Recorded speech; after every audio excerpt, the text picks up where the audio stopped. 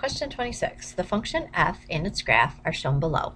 And we've got this nice piecewise function going on, and more importantly, we have a picture. So that's kind of nice to be able to look at a picture.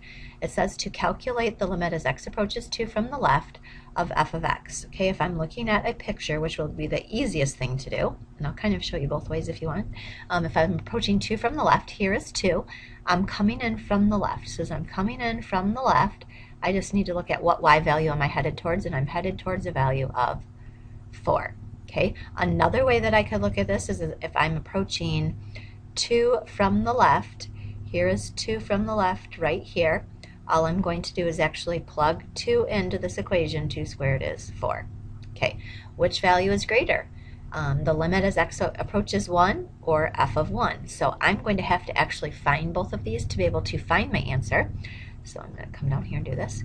If I want to find the limit as x approaches 1, I need to find the limit from the left and the limit from the right and just make sure they equal each other.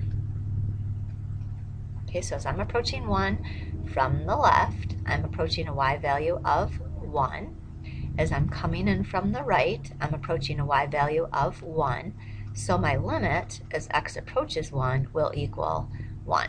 Right? Then I'm going to go ahead and find f of 1.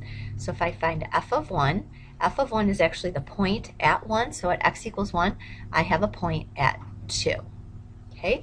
Then it says which value is greater? Well, if you can see, this value is 1 and this value is 2. So I can now say that f of 1 is greater.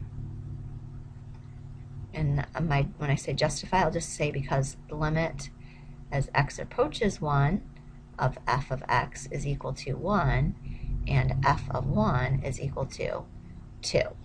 Right? And then part C, at what values or values of c on the interval 0 to 4 does the limit not exist? Justify your conclusion. So I'm going to be looking for where does the limit from the left not equal the limit from the right. And I notice right away that at x equals 2, as I'm approaching, and let's just write this down, the limit as x approaches 2 from the left is equal to, as I'm headed up from the left, I'm going to a y value of 4.